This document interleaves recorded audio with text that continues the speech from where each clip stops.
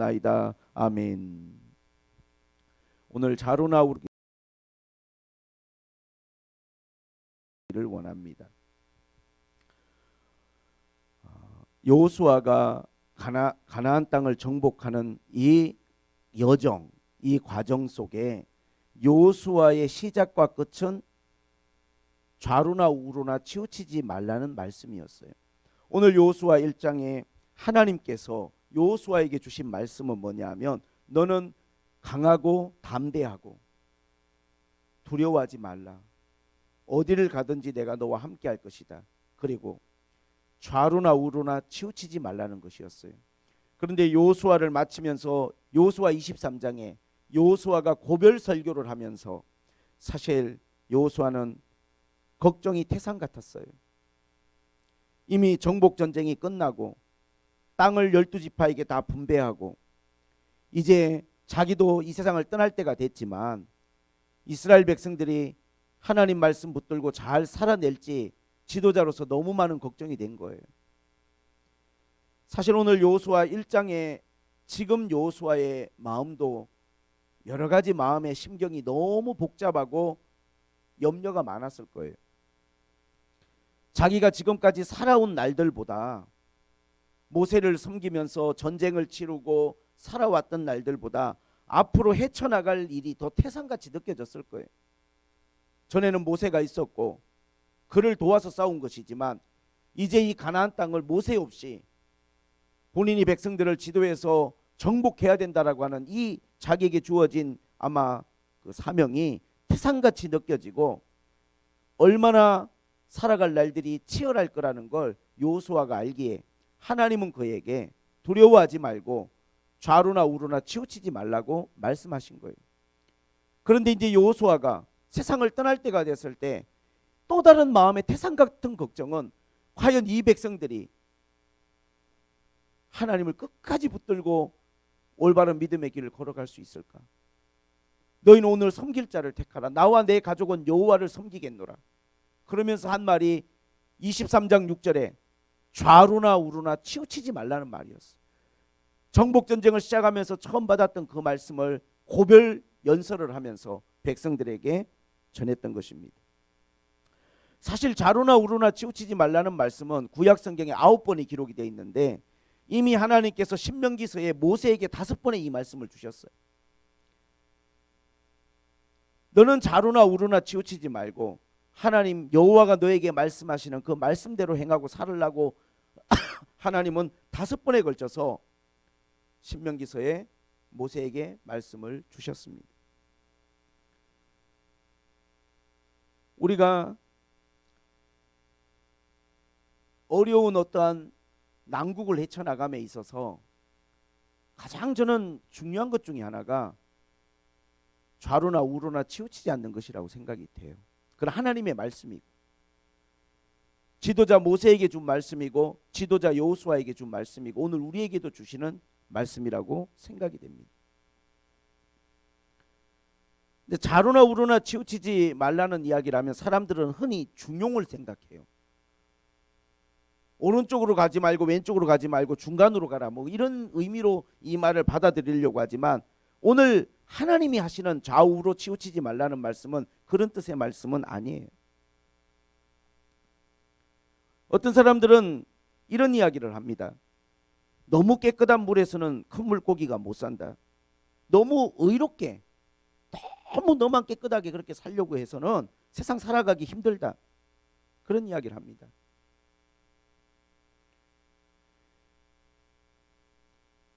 이것이 삶의 어떤 처세가 될지는 모르지만 사실 여러분 물이라고 하는 게 그 목적이 물고기면은 틀린 말은 아니에요. 너무 물이 깨끗하면 그 물고기가 거기서 살기가 어려울 수 있어요. 근데 만약에 그 물이 물고기가 목적이 아니고 우리 가족이 마시고 우리 아이들이 마셔야 되는 게 목적이라고 하면 그 물은 깨끗해야 되는 거죠. 그러니까 어떤 것을 우리가 받아들일 때 그것이 어떤 것이 기준이냐가 굉장히 중요한 거예요. 좌로나 우로나 치우치지 말라는 오늘 하나님의 말씀이 만약에 우리가 세상에서 잘 살아가는 것이라면 사람들과 사이좋게 잘 살아가는 것이 목적이라면 어쩌면 동양 철학에서 말하는 중용이랄지 아니면 세상 사람들이 말하는 너무 깨끗한 물에서는 물고기가 못 산다는 말이 우리가 참고할 만한 내용이 굉장히 많아요. 모난돌이 정 맞는다 그러지 않습니까? 너무 사람이 어떤 성향이 한쪽으로 치우쳐 있으면 공격받을 수 있는 거죠. 그러니까 중간 정도 따라가는 게 적당하다고 생각할지도 모르겠어요. 그러나 만약에 우리의 삶의 기준이 이 세상에서 사람들과 사이좋게 잘 사는 게 기준이 아니고 하나님이 기뻐하는 사람이 되는 것이고 하나님이 원하는 삶을 사는 것이 우리의 기준이라고 한다면 좌로나 우로나 치우치지 않는 것은 뭐냐면 그것은 하나님 말씀대로 사는 거예요. 오늘 여러분 성경이 뭐라고 말했습니까? 좌로나 우로나 치우치지 말라는 말씀을 하면서 내가 너에게 명령한 율법을 다 지켜 행하고 우로나 좌로나 치우치지 말라는 거예요. 만약에 우리의 삶의 목적이 기준이 우리가 잘 산다라고 하는 것이 하나님이 원하는 삶을 사는 것이 기준이고 하나님이 기뻐하는 삶을 사는 게 내 삶의 목표라고 한다면 사실은 우리는요 치우치지 않는 것은 말씀에서 벗어나지 않는 걸 의미하는 거예요. 신명기에 하나님께서 모세에게 이 말씀을 주실 때 신명기 5장 32절에 보면 그런즉 너희 하나님 여호와께서 너희에게 명령하신 대로 좌로나 우로나 치우치지 말고 하나님께서 명령하신 도를 행하라 그랬어요. 치우치지 않는 건 뭐냐면 말씀에서 벗어나지 않는 거예요. 그래서 여러분 우리가 하나님 말씀대로 살고 항상 우리가 그 말씀을 마음에 담고 하나님이 나에게 가라는 길을 가고 하나님이 원하는 삶을 사는 게 우리 그리스도인들에게는 치우치지 않는 삶이고 그것이 바로 하나님 앞에 형통한 삶이고 복된 삶이에요. 그래서 이 말씀을 항상 네 입에서 떠나게 하지 말고 주야로 묵상하면서 항상 그 말씀이 네 마음에 있어서 이게 기준이 되고 여기에서 한치도 벗어나지 말라는 어느 쪽으로든지 말씀에서 벗어나지 말라는 거예요. 여러분 이것이 굉장히 지도자에겐 중요한 것이고 또 오늘 우리가 세상을 살아가는 모든 그리스도인들에게 너무너무 중요한 것입니다. 삶은 끝없는 우리가 선택과 결정이고 또 뭔가에 우리는 소속되게 돼 있는데 그럴 때마다 우리가 하나님 앞에서 뭘 기준으로 삼아야 될까요? 어떤 이야기를 들을 때 뭔가를 선택하고 결정할 때 이게 하나님의 말씀에 맞나? 이게 하나님의 말씀이 우리에게 하시는 말씀인가? 이게 기준이 돼야 돼요. 말씀이 기준인 거죠. 말씀이 기준. 하나님께서 우리에게 주신 그 말씀. 그래서 말씀의 기준에서 벗어나지 않으려고 우리가 애쓰고 노력하고 살아가는 거예요. 때로는 말씀대로 살다 보면 그게 어떻게 느껴질 수도 있냐면 치우친 걸로 느껴질 수도 있을 것 같아요. 저는 말씀대로 살면 성경에 참으로 어렵고 힘든 시대를 살았던 많은 믿음의 사람들 가운데 다니엘이라는 사람이 있죠. 다니엘서 6장을 보게 되면 다니엘은 포로로 끌려갔지만 명철과 이 재능이 뛰어나서 왕들에게 대단한 신임을 얻어요. 그리고 나라가 바뀌었는데도 다리오 왕 때 그는 최고의 재상의 자리에 올랐습니다. 그런데 다니엘이 그렇게 승승장구하는 것을 주변 사람들이 시기 질투가 많고 좋아하지 않아요. 원치 않아요. 못마땅한 거예요. 어떻게든지 다니엘을 끌어내리고 싶어서 이것저것 다 털어봐도 다니엘이 너무 올곧은 삶을 살았어요. 그래서 문제를 찾을 수가 없는 거예요. 그들이 하나의 어떤 뭐라고 할까 다니엘을 올가매기 위한 하나의 방법을 강구한 게 뭐냐면 다리오 왕이 아닌 다른 신에게 절하거나 기도하는 사람이 있으면 벌합시다. 오직 왕에게만 모든 백성들이 다 충성할 수 있도록 그렇게 합시다. 왕은 아무 생각이 없어요. 이게 지금 다니엘을 죽이려고 하는 음모라는 거 전혀 눈치도 못 채고 다 자기 듣기 좋은 이야기 하니까 이 간괴에 빠져가지고 조서를 쓰고 거기에 도장을 찍어줬어요. 다니엘은 최고의 재상인데 이런 조서가 찍힌 것이 누구를 공격하기 위함인 것을 모를 리가 없어요. 다니엘은 정확하게 알고 있어요. 사람들이 자기를 싫어하고 자기를 해하고자 이런 법안을 만들었다는 거 다니엘 너무 잘 알아요. 그렇지만 다니엘은 왕의 어인이 찍힌 것을 알고 집에 돌아가서 늘 해오던 것처럼 창문을 열어놓고 하루에 3번 예루살렘을 향하여 자기의 하나님께 기도하고 감사의 기도를 드렸다 그랬어요. 딱 걸려든 거죠. 그래서 왕에게 이야기가 전달되고 다니엘은 사자굴 속으로 들어갔어요. 말할 수 없는 다니엘의 삶에 이제 시련이 다가오고 마치 그걸로 인생이 끝난 것 같이 보였죠. 근데 왜 다니엘은 그렇게 했냐 하면 지금까지도 왕에게 충성을 다했고 재상으로서 부족함이 없이 일처리를 해왔으니까 그 자리에 있는 거예요. 하지만 항상 자기의 삶의 기준은 재상의 자리가 아니라 하나님이 기뻐하는 삶이었어요. 그래서 다니엘은 하나님이 기뻐하는 삶을 살기 위해서 자기의 기도를 멈출 수 없었던 거예요. 하나님께 기도했죠. 그리고 사자굴에 들어갔어요. 하지만 여러분, 어떠한 어려움이나 환난이라 할지라도 그것이 나를 파괴하지 못하면 오히려 그것을 통해서 내가 더 강해진다라고 하는 말이 있습니다. 오히려 이걸 통해서 다니엘은요, 이 사자굴에서 살아 돌아옴으로 말미암아 어떻게 됐을까요? 이제는 어느 누구도 적이 없어요. 어떤 사람도 다니엘을 해하려고 하는 사람이 없어요. 왜? 모략을 꾸몄던 사람들의 가족이 오히려 사자굴에 들어가서 다 사자의 밥이 되고 그 이후에 다니엘은 죽을 때까지 어느 누구도 감히 다니엘에게 그렇게 대항하는 사람 없이 그 환난을 이겨내고 다니엘은 하나님이 주시는 그 모든 날 동안 하나님의 은혜와 복을 형통을 누리며 살았어요. 여러분, 우리가, 저는 목사로서 또 여러분들은 성도로서 물론 우리가 어떤 상황에서 때로는 내가 건강의 문제로 집에서 예배 드려야 될 수 있어요. 하지만 중요한 것은 뭐냐면 내가 어디에 있든지 간에 하나님을 향한 예배와 하나님을 향한 기도와 감사가 약해져서는 안 돼요. 정말로 우리의 마음이 변함없이 언제나 하나님 앞에 있어야 되고 하나님을 향해 있어야 되는 거예요. 그리고 늘 하나님 앞에 감사한 마음을 가져야 돼요.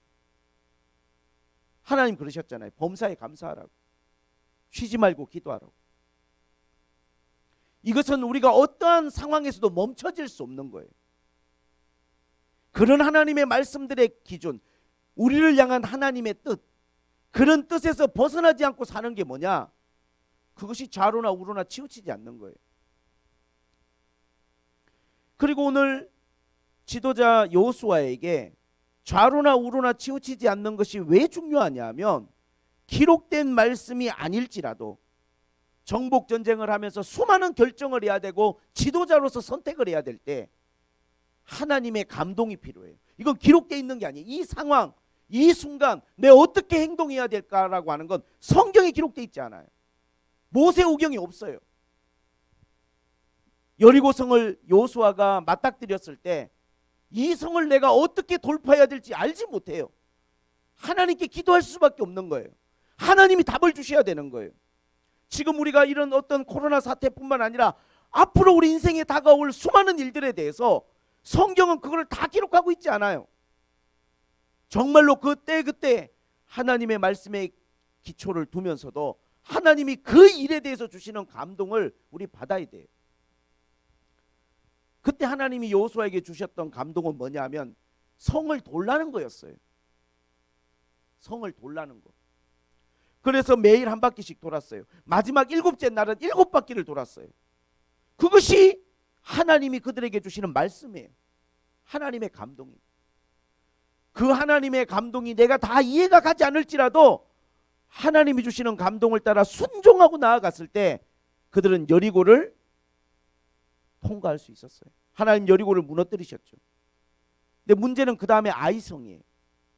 내가 그 전에 했던 방식으로 이 문제를 또 해결하려고 하면은요, 그건 다른 문제예요. 그래서 어려운 것 같아요. 여러분, 우리가 삶이란 게 왜 어렵습니까? 모든 문제가 항상 동일한 방법으로 적용되는 게 아니에요. 제가 지난주에 말씀드렸잖아요. 우리가 고난과 환난을 당할 때 하나님 왜 이런 일이 있냐고 물어보면 말씀해 주실 때도 있지만 대부분 많은 경우에 하나님은 말씀을 안 하세요. 왜 안 하실까요?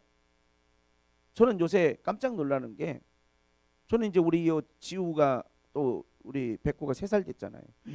똑똑하기를 IQ가 한 150 넘을 것 같아요. 다 알아. 엄청 똑똑해. 눈치가 얼마나 빠른지 애들이. 하지만요, 주희 자매가 왜 외출하면 안 되는지, 지우가 저녁만 되면 신발을 든다는 거예요. 나가자고. 야, 코로나야 코로나. 아가, 너 코로나 몰라? 코로나? 지금은 마스크 껴야 돼. 이런 거 설명할 수 없어요. 아무리 그 아이가 영특하고 똑똑하고 재안이 똑똑해도 3살 먹은 아이는 이 세상에 벌어지는 일을 이해할 수 없는 거예요. 사람은 그 나이에 맞게, 그 성숙함에 맞게 이해의 폭이란 게 있는 거예요. 이 세상에서 일어나는 모든 일을 하나님이 우리에게 다 설명해 준다고 한들 우리가 그거를 다 이해할 수 있는 그런 우리에게 지혜와 그런 우리에게 총명함이 있는 게 아니에요. 그래서 하나님이 때로는 말씀하지 않지만 늘 우리 곁에 계셔 주시고 임마누엘 하시고, 내가 아플 때 같이 아파하시고, 내가 눈물을 흘릴 때 같이 눈물을 흘려 하시고, 내가 치유받기를 원하시고, 내가 구원받기를 원하시는 변함없는 사랑으로 내 곁에 계신다는 거, 그거 우리가 믿는 거예요. 다 말해주지 않지만, 이유를 다 모르지만. 아이들도 부모님의 그러한 사랑을 믿어야 되는 거예요. 부모님이 말리면은 말리는 이유가 있는 거고, 부모님이 못 나가게 하면 못 나가는 이유가 있는 것이지, 그거를 믿고 따라주는 거죠. 다 이해는 안 되지만. 마찬가지예요. 우리는 매 순간 어떤 일들을 처리함에 있어서 하나님의 지혜가 필요한 거예요. 우리에게. 그렇게 해서 그 여리고성을 통과했는데 아이성은 어떻게 통과할 거예요? 아, 또 성을 돕니까? 아, 이거는 조그마한 성이니까 그냥 도는 것도 쉽겠다. 야, 또 돌자. 그게 아니에요. 그 성은 어떻게 공략했냐면 매복하라고 그랬어요. 하나님이. 그리고 아이성의 그 사람들이 너희들을 치려고 나올 때 매복하고 있다가 도망가는 척하라 그랬어요. 하나님이. 그리고 도망가는 척하고 있다가 매복한 사람들이 덮치고 그 다음에 성을 빠져나와서 비었을 때 그 성을 점령하라 그랬어요. 이게 하나님이 알려준 방법이에요. 여러분, 그래서 우리가 항상 깨어 있어야 되는 거예요. 항상 우리는 하나님 앞에 기도해야 되고 깨어 있어야 돼요. 이 문제가 이렇게 처리됐다고 저 문제가 저렇게 처리되는 게 아니거든요. 그 모든 일들에 대해서 우리는 하나님이 우리에게 주시는 감동이 필요하고 하나님의 지혜가 필요하고 은혜가 필요하단 말이에요. 사업하시는 분들, 또 아이들을 키우는 분들, 항상 똑같은 방식으로 일이 진행되거나 되어지는 게 아니에요. 지금은 지금에 맞는 하나님이 우리에게 주시는 감동이 필요해요. 그래서 지도자는요, 좌로나 우로나 치우치면 안 돼요. 말씀에 붙들려 있어야 되고, 두 번째는 하나님의 감동과 하나님의 뜻에 붙들려 있어야 돼요. 그렇지 않으면 누구든지 실수하고 잘못할 수 있는 거예요. 여호수아가 여러분 얼마나 큰 실수들을 했는 줄 아십니까? 여호수아가 정복 전쟁을 하면서 여리고성을 무너뜨리고 아이성을 무너뜨리니까요, 사람들이 두려워 떨면서 기브온 족속이라는 족속이 화친을 맺자고 찾아왔어요. 그런데 어떻게 왔냐 하면 신천지처럼 속임수죠. 낡은 전대를 차고 다 떨어진 옷을 입고 다 떨어진 신발을 신고 마치 먼 데서부터 지금 이런 소식도 잘 모르고 그냥 찾아온 것처럼 하면서 바로 옆 동네 살면서 그렇게 찾아온 거예요.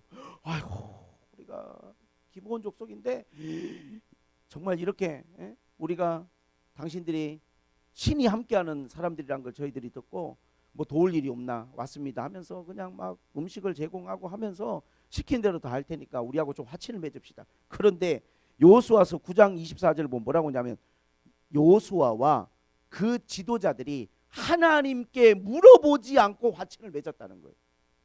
우리가 살면서 어떤 때는요 그냥 내 마음대로 해버리는 일이 있어요. 내 경험에 의지해서. 그리고 이 상황에 대해서 그냥 딱 보니까 견적이 나오네, 답이 있네, 이 사람들 보니까 멀리서부터 이렇게 우리하고 친해지자고 왔는데 그냥 뭐 좀 받아주지 뭐. 그냥 어느 순간 우리가 기도도 안 해보고 그냥 마치 내가 결정권을 가진 사람인 것처럼 쉽게 그냥 결정해버리는 일들이 있어요. 여러분, 그것이 얼마나 우리 인생에 큰 올무가 되고 하나님의 뜻에서 우리가 잘못되는 건 줄 아십니까?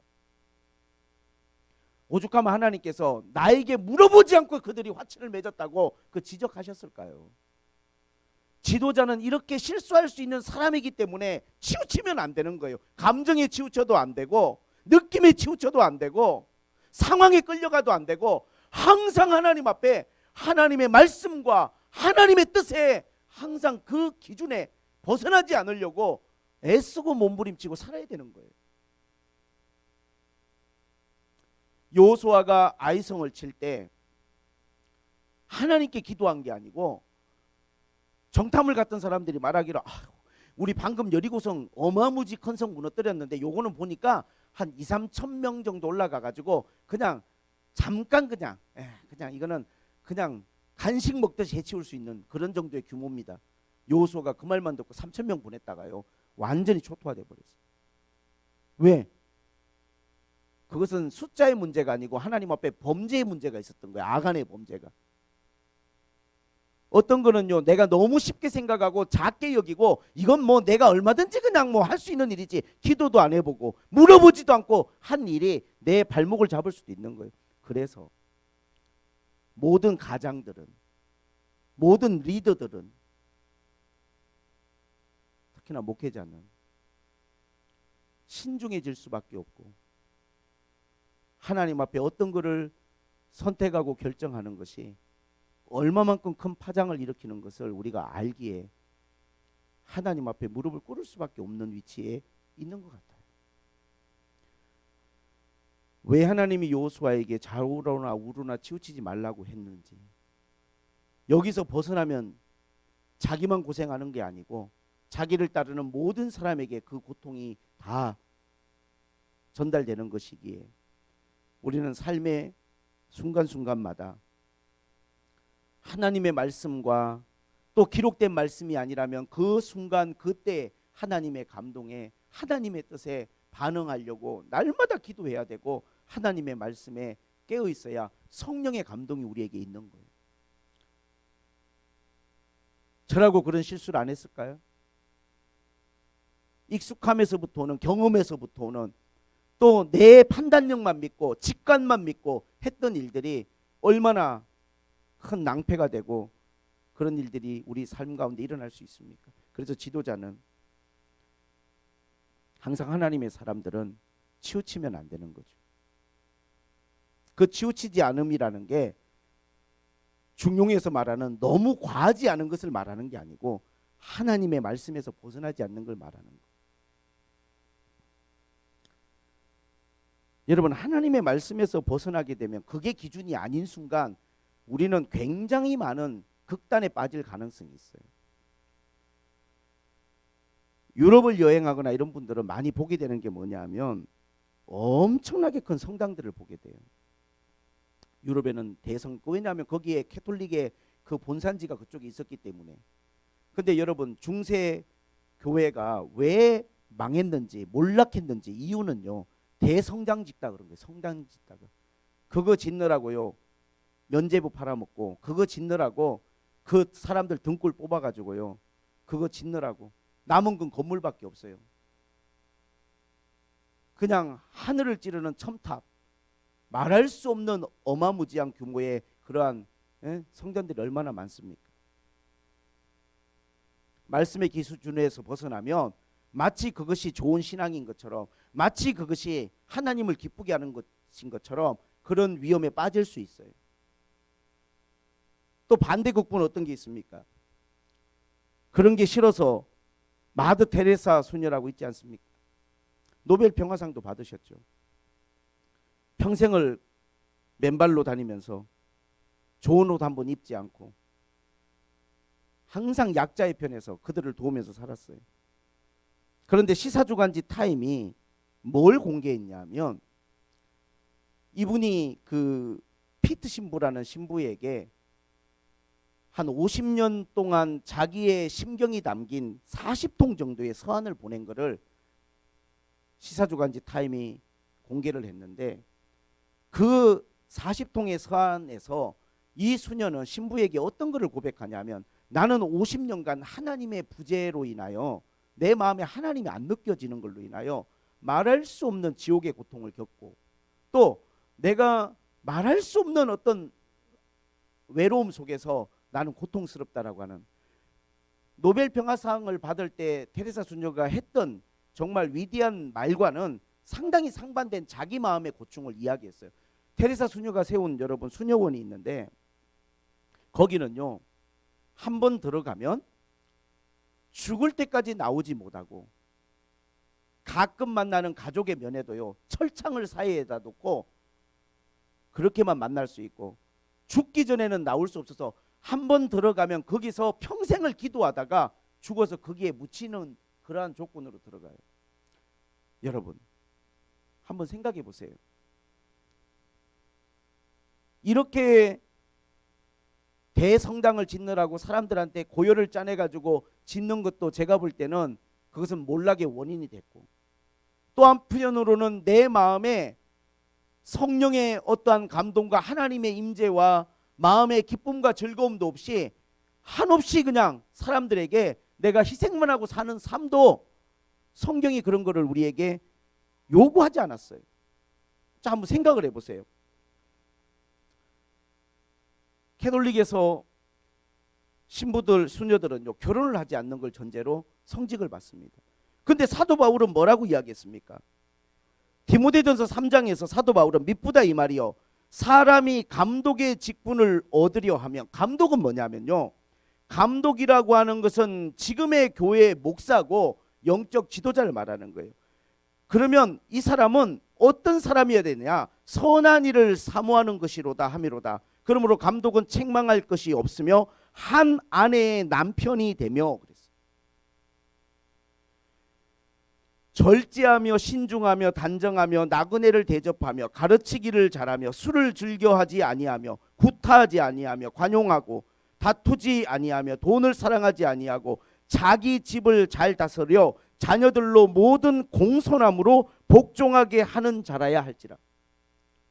여러분 기존이 성경이라고 한다면 감독된 자는 한 아내의 남편이어야 되는 거예요. 그래서 여러분 개신교에서는 목사 안수를 줄 때 결혼을 하는 사람에게는 목사 안수를 안 줘요. 왜냐하면 이러한 기준이 있기 때문에 그런 거예요. 한 아내의 남편이어야 되는 거예요. 그리고 여러 가지 것들이 있지만 오늘 여기 말씀 속에 쭉 보세요 한번. 정말로 하나님 앞에서 갖추어져야 되는 거죠. 어떤 것들이 잘 가르쳐야 되고 구타하지 아니하고 신중하고 절제하고 잘 대접하고 술을 즐기지 아니하고 돈을 사랑하지 않고 자녀들도 잘. 이게 사도 바울이 교회를 향하여 주시는 말씀이에요. 근데 말씀의 기준에서 딱 벗어나니까 어떻게 됩니까? 그냥 결혼 안 하고 사는 거를 성직의 어떠한 조건으로 그렇게 평생을 각오하고 신부가 되는 거예요. 도대체 그런 기준을 그런 어떠한 누가 만드는 겁니까? 여러분 우리가 치우치지 않는다라고 하는 것은 하나님의 말씀의 기준 하나님이 우리에게 주시는 그 말씀과 하나님이 우리에게 주시는 그 말씀 안에서 우리가 살아가는 거예요. 이거를 벗어나게 되면 우리는 어떤 식으로든지 더 사람들에게 좋은 모습으로 보여지기 위해서 뭐 대단한 건물을 짓든지 아니면 대단한 자기 자신이 그러한 신발도 신지 않고 낮은 모습으로 살든지 그런 극단의 삶을 살게 되는 거죠. 그렇지만 하나님이 우리에게 말씀하신 건 뭡니까? 이건 중용은 아니지만 균형이에요, 균형. 여러분, 우리가 치우치지 않는다는 것은 하나님은 우리에게 균형 잡힌 삶을 말하는 거예요. 목사는요, 설교도 잘하고 영성도 있어야 되지만 가족도 잘 단돌이하고 잘 가르쳐야 되는 거예요. 이 균형. 여러분, 성도들이 치우치지 않는 삶이란 게 뭡니까? 신앙생활도 잘 하셔야 되고 여러분 개인의 가정 삶이나 직장생활도 잘 하셔야 되는 거예요. 만약에 여러분이 모든 삶의 초점을 교회에다 맞추고 그냥 오직 교회 사회생활 어떻게 해요? 사회생활 어떻게 하냐? 어떻게 직장 다니고 여러분 공부하고 세상을 살아갈 수 있어요? 여러분이 성직자도 아닌데 매일 교회 와가지고 오직 교회 삶이, 그러면 그게 좋은 신앙일까요? 성경 그렇게 말하죠. 열심히 일하라 그랬어요. 엿새 동안 열심히 일하고 하나님 앞에 안식일은 철저히 지키고. 물론 그게 율법의 말씀이지만 여전히 우리에게도 영적으로 적용되는 말씀이에요. 삶과 신앙의 균형을 잘 갖춰야 돼요. 어떤 사람은 삶에만 너무 치우쳐 있어. 자기 먹고 살아가는 것은요, 죽을 둥 살 둥 모르고 애쓰고 노력하면서 신앙은 언제든지 그냥 선택사항이야. 갈 수도 있고 안 갈 수도 있고, 할 수도 있고 안 할 수도 있고. 가볍게 여기는 거죠. 그렇지 않아요. 여러분들이 좌로나 우로나 치우치지 않는 건 하나님의 말씀의 기준으로 살아가고 항상 하나님께 기도하면서 하나님의 뜻을 물어보고, 그러면서 삶과 신앙 이 사이에서 여러분들이 치우치지 아니하고 균형을 잘 잡고 삶도 건강하게 살아내시고 신앙생활도 하나님 앞에 충성되게 열심히 하는 그 지혜를 얻으셔야 되는 것이지, 어느 한쪽으로 여러분들이 치우쳐가지고 그렇게 살아가는 것이 하나님 보실 때 좋은 믿음이 아니에요.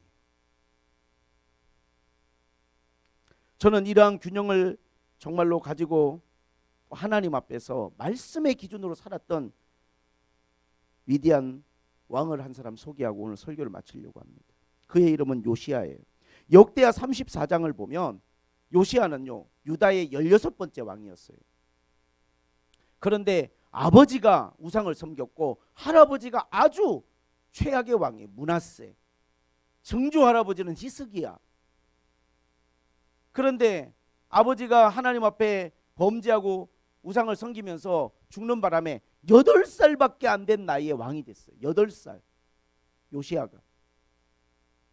그런데 그가 8살에 왕이 됐는데 34장 1, 2절을 읽어보면 뭐라고 나오냐 하면, 그는 31년 동안 왕의 자리에 있으면서 좌로나 우로나 치우치지 아니하고 다윗이 하나님의 말씀을 순종했던 것처럼 하나님이 기뻐하는 삶을 살았다는 거예요. 좌로나 우로나 치우치지 않은 왕이라고 역대하 34장 2절은 기록하고 있어요. 와, 그래서 제가 정말로 균형 잡히고 영성 있고 정말로 하나님 말씀대로 살았던 왕이구나, 요시야가. 좌로나 우로나 치우치지 않고 8살에 왕이 되고요, 16살이 됐을 때 다윗이 섬겼던 하나님을 찾기 시작했다는 거예요. 그때 요시야가 왕이 됐을 때 나라 상황이 어떠냐면요, 온 나라 안에 아세라 신상, 산당, 우상을 섬겼던 것들이요, 할아버지 때부터 아버지 때까지 온 나라 안에 퍼져 있었어요. 16살이 되면서부터는 8살은 어리니까 자기가 목소리를 낼 수 없지만 이제 청소년의 나이가 되니까 하나님을 찾기 시작하는 거예요. 기도하는 거예요. 근데 말씀이 없어. 그러니까 다윗이 하나님을 찾는 거예요. 다윗의 신앙을 생각하는 거예요. 그러다가 20살이 됐을 때 마음에 결단을 내려요. 내가 이 나라에서 우상을 내가 다 쓸어버리겠다. 20살의 나이에 내리기 쉽지 않은 결단이, 왜? 뿌리 깊게 자리 잡고 있거든요. 그러나 그는 과감하게 유다와 예루살렘 안에 있는 모든 우상의 산당들을 다 부시기 시작하는데, 아세라 상을 다 부시고 바알 상을 다 부시고 산당들을 다 헐어서 전부 가루를 만들어서 다 뿌려버렸어요. 20살밖에 안 된 나이지만 하나님이 기뻐하지 않고 이거 하나님이 원하지 않는 거라고 마음의 결단이 서니까 과감하게 그것을 개혁하고 나아가는 거예요. 20살의 나이. 온 나라 안에 전국에 있는 우상들을 깨뜨리더니 26살이 됐을 때 이제 우상을 타파한 다음에 그냥 돌보지도 않고 수리도 하지 않고 버려뒀던 성전을 청소하기 시작하는 거예요. 이 하나님의 성전을 다시 세우면서 hil기야라고 하는 대제사장에게 말해가지고 성전 보수를 하면서 하나님 앞에 나아가는데 거기서 율법책이 발견됐어요. 율법책이. 그래서 그 율법책을 발견하고 그것을 읽는데 요시야가 그 앞에서 막 옷을 찢으면서 우는 거야. 이래서 우리가 이렇게 하나님 앞에 벌받고 살았구나.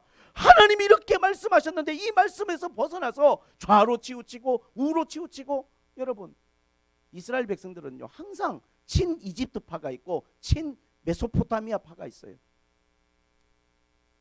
어느 쪽으로든지 여러분 붙게 돼 있는 거예요. 한쪽은요 서쪽을 바라보고 한쪽은요 동쪽을 바라봐요.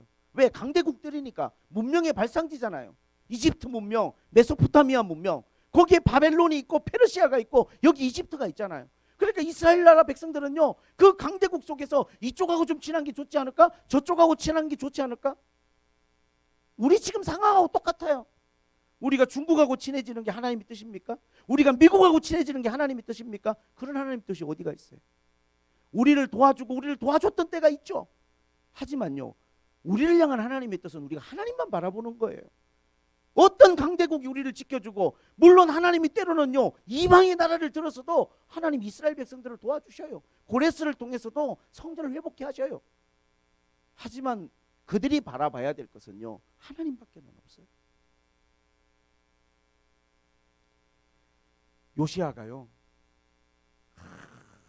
율법책을 읽는데 막 펑펑 울면서 막 26살에 나이에 옷을 찢는 거예요. 우리가 이렇게 하나님 말씀을 모르고 이렇게 하나님 뜻대로 유월절 한번 지키지도 않고 제대로 안식일도 지키지 않고.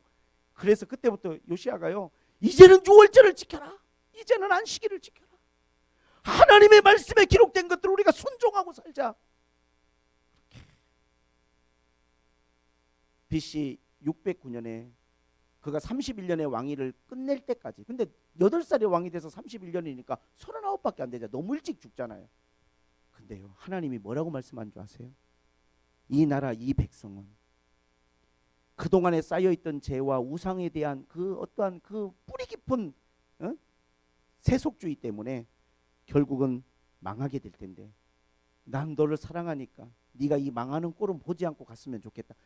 요시야 왕이 죽고 난 다음에 딱 3년 만에요 바벨론의 침공으로 이스라엘 나라는 멸망하고요 다니엘이 포로로 끌려가는 일이 죽고 나서 3년 뒤에 그 일 있기 전에 하나님이 요시야는 그냥 데려가셔요. 물론 전쟁에서 죽긴 했지만 그 죽음도 하나님의 뜻이었던 거예요.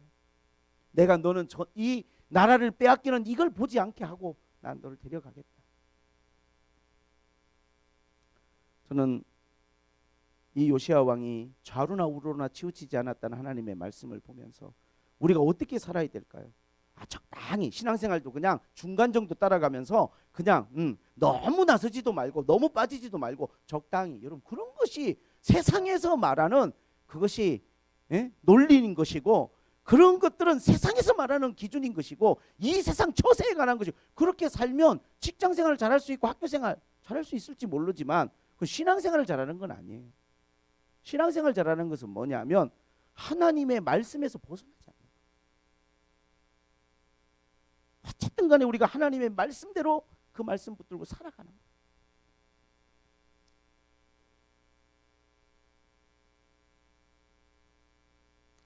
저도 한편으로는 태산 같은 걱정이 있어요. 겪어보지 않은 일을 한번 겪다 보니까 우리가 메르스도 있고 뭐 사스도 있고 또 신종플루도 있고 여러 가지 있었지만 이렇게까지 나라가 거의 올 정지가 되고 대란이 일어나고 이렇게까지 우리에게 극도의 두려움으로 다가왔던 때가 없었잖아요. 근데 이건 작은 것이잖아요. 이건 작은 거거든요, 사실은. 치사율이 높은 것도 아니고, 앞으로 우리에게 어떤 어려움들이 왔을 때 과연 우리는 이 태산 같은 우리의 미래를 우리 아이들과 어떻게 살아갈 것인가. 저는 마음의 뜻을 정한 건 있어요. 어쨌든 우리가 조심하고 또 조심하고 살아가지만 항상 우리의 삶의 가장 중요한 기준은 하나님의 말씀을 떠나지 아니하고 그 말씀에서 조금도 우리가 좌로나 우로나 치우치지 않고 하나님 중심으로 살아가고 하나님의 뜻을 쫓아 살아가는 것이 그게 우리가 가야 될 길이고 마지막 때 우리가 서야 될 자리라 저는 그렇게 믿습니다. 오늘 여호수아에게 주신 말씀처럼 모세에게 주신 말씀처럼 요시야 왕에게 주신 말씀처럼 지도자가 너무 중요하죠. 가장이 결정하면 엄마가 결정하면 아이들은 그 권세에 따라갈 수밖에 없는 거예요. 사장님이 너무 중요하죠. 사장님이 결정하는 대로 직원들은 따라갈 수밖에 없는 거예요. 목회자가 너무 중요하죠. 목사의 결정이 어쨌든 이 교회의 어떠한 것들을 결정짓게 되는 거죠. 이런 시대에 영적 책임이 있는 사람들이 정말로 하나님 앞에 기도해야 되지 않을까요? 하나님 뜻을 구하고 작은 일이라 여기지 말고 너무 쉽게 감정에 휩쓸리지도 마시고 기도하면서 정말로 하나님 앞에 우리가 순종하고 나아가는 그러한 진짜 믿음이 필요한 때가 아닌가 그렇게 생각을 합니다.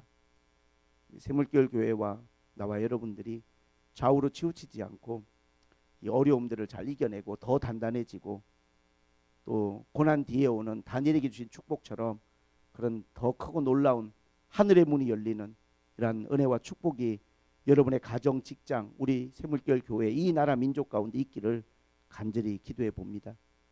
이 어려울 때 우리가 많이 회개하고 지도자들이 하나님 앞에 회개하고 하나님 앞에 눈물을 흘리고 좀 자신의 옷을 찢고 우리가 하나님 뜻대로 못 살아서 우리가 이렇게 어려움을 당하는 건 아닐까라고 생각하면서 요시야처럼 하나님 앞에 눈물을 흘리며 기도해야 되는 게 아닌가 그렇게 생각을 합니다. 어떻게든지 바로 살려고 하나님 뜻대로 살려고 노력해야 될 때다 그렇게 생각을 합니다. 기도하겠습니다. 하나님 아버지, 왜 하나님께서 여호수아에게 좌로나 우로나 치우치지 말고 네 입에서 율법을 떠나게 하지 말고 내가 너에게 일러준 그 율법과 규례를 지켜 행하면 네가 형통할 것이고 어디로 가든지 내가 너와 함께 할 것이라고 말씀하셨는지 조금이나마 저희들이 하나님의 뜻을 헤아리고 깨닫게 됩니다. 주여, 헤쳐나가야 될 일들이 태산 같고 앞으로 하나님 부딪혀야 될 일들이 태산 같을지라도 하나님의 뜻을 구하고 하나님께 늘 깨어서 기도하며 나아가는 사람들의 삶에 하나님이 돌파와 기적의 은혜를 베푸실 것을 믿습니다. 하나님 아버지, 오늘 이 말씀 마음에 새기게 하시고 우리의 삶에서 하나님 말씀에 벗어나 치우쳐 있는 것, 하나님 말씀에 벗어나 내 감정과 어떠한 다른 잘못된 생각에 빠져 있는 것들이 있다면 말씀의 기준 안으로 다시금 바로 세우게 하시고 항상 하나님의 말씀에 순종하며 나아가는 저희들 되게 하여 주옵소서. 예수님의 이름으로 기도하옵나이다. 아멘.